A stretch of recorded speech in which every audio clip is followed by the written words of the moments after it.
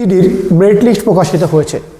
সেখানে তোমরা কেউ পয়েন্ট 1-এ, পয়েন্ট 2-তে বা পয়েন্ট 5-এ বা পয়েন্ট 7-এ বাদ গেছো, কেউ বা হাফ নম্বরে, কেউ বা 1 নম্বরে বাদ গেছো, কেউ বা 2 নম্বরে বাদ গেছো। এখন চিন্তার বিষয় হচ্ছে অনেক তো শূন্য পদ খালি রয়েছে, যেমন ইএসএম এর শূন্য পদ অর্থাৎ এক্স সার্ভিসম্যানের শূন্য পদ সেটি পুরোপুরি পূর্ণ হয়নি। তাহলে কি সেটি কি জেনারেলে কনভার্ট হবে? কনভার্ট হবার পর সব রাজ্যে বিভিন্নভাবে বন্টন হবে। বন্টন হওয়ার পর কি ওয়েটিং লিস্ট বা সেকেন্ড লিস্ট প্রকাশিত হবে? এসএসসি অফিসিয়ালভাবে সেটা কি বলছে সেই বিষয়ে নিয়ে আলোচনা করব। অর্থাৎ আজকের বিষয়টি ভীষণ গুরুত্বপূর্ণ। তোমরা যারা কিছু নম্বরের জন্য বাদ গেছো বা যাদের জন্য অপেক্ষা করতে তোমার কি চাকরি হওয়ার সম্ভাবনা আছে কি না সেই বিষয়ে নিয়ে আলোচনা করব। তবে আরেকটি কথা বলি, তোমরা দেখতে পাচ্ছ আমাদের এই বছরের সফলতা। ইয়েস, এসএসসিতে আমাদের বেশিরভাগ ছাত্র সিআইএসএফ এ জব পেয়েছে। তাদের কয়েকজনের ছবি এবং তাদের ঠিকানা, নাম ঠিকানা আমরা এখানে কিন্তু তুলে ধরেছি।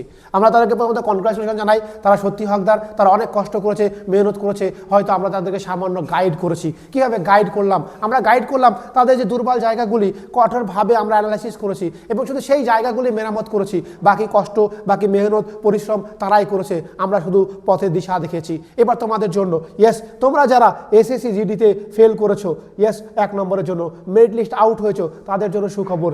একেবারে 100% ফ্রিতে আমরা তোমাকে কিন্তু সুযোগ দেব।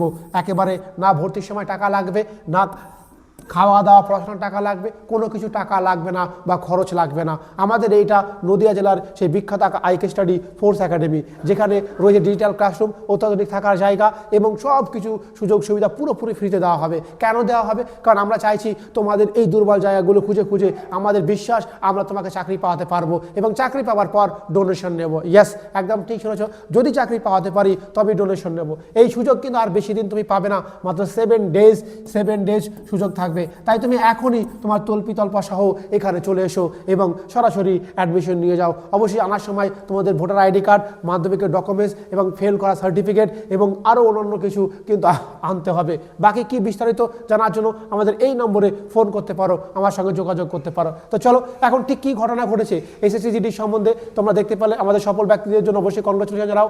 আরেকটি কথা, তোমরা কে কত নম্বরে ফেল করেছো সেই বিষয়টি আমাকে দিয়ে দিও এবং আমাদের অবশ্যই নতুন ছেলে হলে ভিজিট করো, অন্যান্য সুযোগ সুবিধা রয়েছে। আমরা সরাসরি চলে যাব। ইয়েস, তোমরা দেখতে পাচ্ছ যে আমরা এখানে এসএসসি জিডি তার নোটিশে বলে দিয়েছে কতজনকে ডাকা হয়েছে, কতজন পাস করেছে। আমাদের এসএসসি জিডির রেজাল্ট প্রকাশিত হয়েছে 17 তারিখ।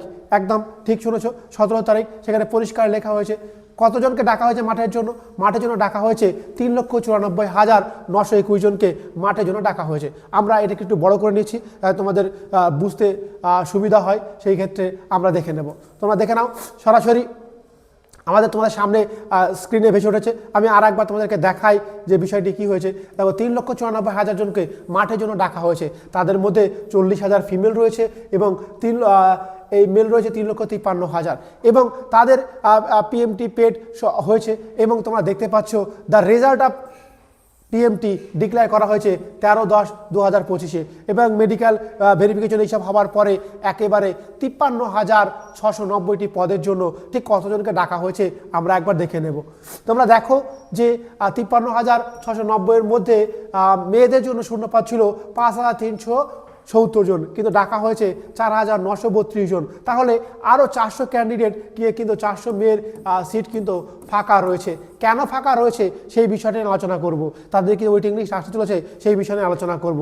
এরপরে আসি মেলদের কথা। দেখো, ছেলেদের ক্ষেত্রেও তাই, অনেক শূন্যপদ খালি রয়েছে। ছেলেদের মোট শূন্যপদ রয়েছে 48,320টি, কিন্তু অ্যাপয়েন্টমেন্ট করা হয়েছে বা ডিক্লেয়ার করা হয়েছে 45,115টি। তাহলে স্যার কথা হলো বাকি শূন্যপদ, বাকি 3-5 শূন্যপদ কোথায় গেছে, কেন কি হয়েছে তার কথা তোমাদেরকে জানাবো। প্রথমত বলি এসএসসি রেজাল্ট প্রকাশিত করেছে শুধুমাত্র কয়েকটি লিস্টের মাধ্যমে। কতগুলো লিস্ট প্রকাশিত হয়েছে খুব ভালো করে বুঝবে, তাহলে তোমার ধারণা ক্লিয়ার হয়ে যাবে।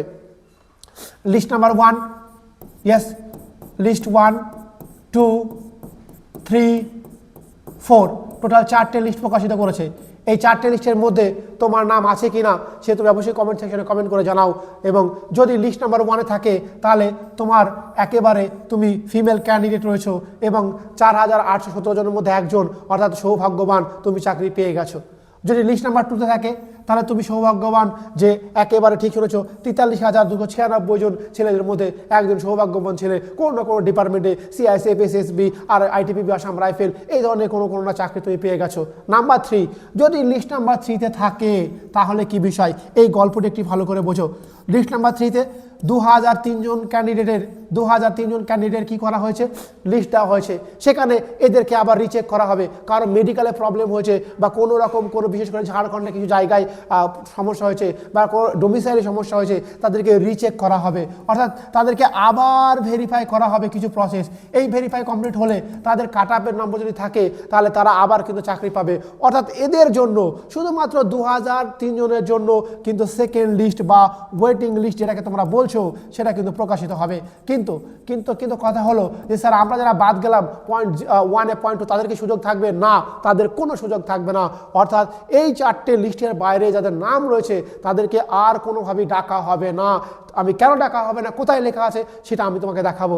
4 নম্বর লিস্টে তাদের নাম রয়েছে, তাদের কি করা হয়েছে, তাদেরকে ব্যান করা হয়েছে। তারা পরবর্তীকালে আর কোনো পরীক্ষা বা কোনো কিছু করতে পারবে না।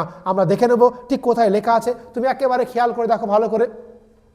এই যে 15 নম্বর পয়েন্টে লেখা আছে লিস্ট নাম্বার 4, কত বলা হয়েছে 345 জন ক্যান্ডিডেট রয়েছে। সেখানে লিস্ট নাম্বার 4-এ এই 345 জন ক্যান্ডিডেট ফার্দার কোনো পরীক্ষা দিতে পারবে না, তারা অসৎ উপায় অবলম্বন করেছে। তো তাদের জন্য কিন্তু ডেঞ্জার সাইন, তাদের জন্য কিন্তু ভীষণ ডেঞ্জার হয়েছে, সেই কথাটা বলবো। তার মানে বুঝতে পারছো তাদের বিপদ আসন্ন রয়েছে, কারণ তারা অসৎ অবলম্বন করেছে। কিছু কিছু অসৎ অবলম্বন রয়েছে, সেগুলো আমরা যাই হোক আমরা এই বিষয়ে এখন আলোচনা করবো না, পরবর্তী আলোচনা করবো। এবার কথা হচ্ছে যার সত্যি কি আর ওয়েটিং লিস্ট বের হবে না, তাহলে আমরা কি করব? পরিষ্কার কথা, যেটা বাস্তব সেটা মেনে নিতে হবে, সময় নষ্ট করা যাবে না, কারণ time is money. Yes, don't waste your time. দেখো পরিষ্কারভাবে লেখা আছে নো রিজার্ভ লিস্ট, অর্থাৎ কোনো ধরনের রিজার্ভ অর্থাৎ রিজার্ভ লিস্ট বা ওয়েটিং লিস্ট বা সেকেন্ড লিস্ট প্রকাশিত হবে না। Is prepared by the commission. Yes, পরিষ্কার করে লেখা। দেখো একেবারে 16 নম্বর পয়েন্টটা খুব ভালো করে দেখো, তোমাকে আমি দেখাই আর একটু বড় করে, একেবারে পরিষ্কার করে তোমরা দেখে নাও।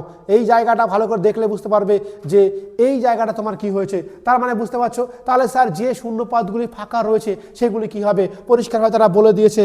একেবারে এই জায়গাটা পড়লে বোঝা যায় যে একেবারে সে ভ্যাকান্সি শূন্যপদ খালি আছে বা জয়নিং হয়নি বা এই ধরনের যে কোনো শূন্যপদ ডিপার্টমেন্টে ট্রান্সফার করে দেবে। ইয়েস, ডিপার্টমেন্টে, ইয়েস একেবারে পরিষ্কারভাবে লেখা আছে যে ডিপার্টমেন্টে, ইয়েস ডিপার্টমেন্টকে পাঠিয়ে দেওয়া হবে। এবার ডিপার্টমেন্ট সেই পদ নিয়ে পরবর্তীকালে রিক্রুটমেন্ট করবে, এটাই স্বাভাবিক। অর্থাৎ যে সমস্ত এক্স সার্ভিসম্যান বা এসটি ক্যান্ডিডেট বা এসসি ক্যান্ডিডেট বা ইডব্লিউএস ক্যান্ডিডেটের শূন্যপদ খালি থেকে গেছে, সেই সমস্ত ডিপার্টমেন্টে যাবে এবং নেক্সট রিক্রুটমেন্টে অ্যাড হয়ে যাবে। এবং এটাই হচ্ছে এসএসসি নিয়ম, অর্থাৎ কোনো রকম লিস্ট বেরোবে না। তাই তোমার সময় নষ্ট করবে না। তোমরা যারা ফেল করলে তাদের জন্য অবশ্যই বলবো এই নম্বরে নিয়ে তোমার সমাধান নিয়ে যাও, তোমার যা প্রবলেম আমাকে বলো, আমি ঠিক সেইভাবেই তোমার সমস্যা সমাধান করে দেবো। অর্থাৎ ব্যক্তিগত সলিউশন দিয়ে তোমাকে পার্টিকুলারলি 120 বেশি নম্বর কিন্তু পাইয়ে দেবো একেবারে 100% ফ্রিতে।